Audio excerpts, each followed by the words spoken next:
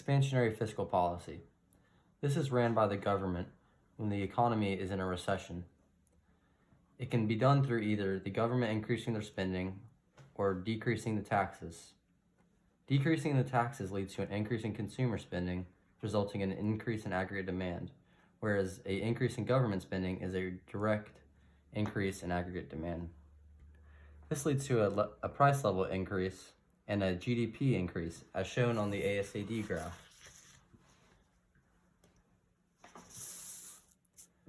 Unemployment decreases as a result of this, which can be seen on the Phillips curve. Contractionary fiscal policy. This is ran by the government when the economy is growing at a very fast pace. It results in government spending decreasing or taxes increasing. Taxes increasing leads to a decrease in consumer spending, which results in a decrease in aggregate demand. The decrease in aggregate demand leads to a decrease in price level as well as GDP, which can also be seen on the ASAD graph. These decreases lead to an increase in unemployment, which can again be seen on the Phillips curve. Now we're going to talk about crowding out. Crowding out is when the government wants to spend more, which is a deficit, to spark economic growth, but they borrow money, which will raise the interest rate, which lowers investment. Crowding out limits fiscal policy because business investment goes down due to increased interest rates. In the long run, this hurts the economy. Expansionary monetary policy. This is a policy implemented by the Fed when the economy is in a recession. Discount rates are decreased, reserve requirements are decreased, and federal funds are decreased. Money supply is increased due to the buying of bonds, which decreases interest rate, leading to an increase in business investment.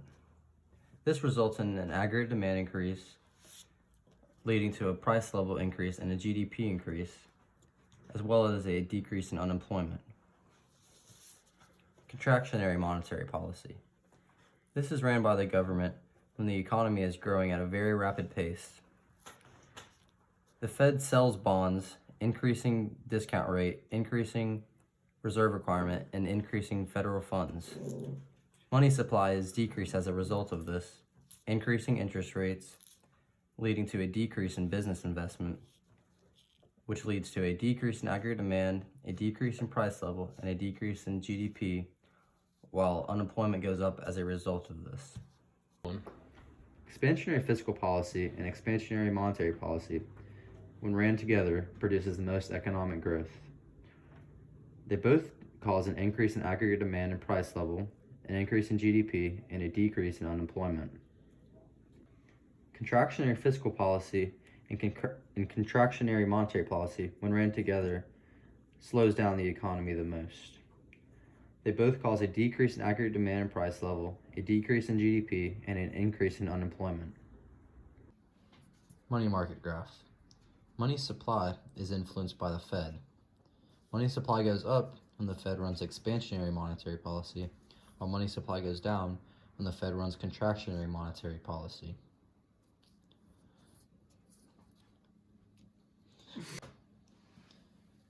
Money demand on the money market graph is influenced by the amount of money people have on hand. An example of this would be income. If income is increased, money demand goes up.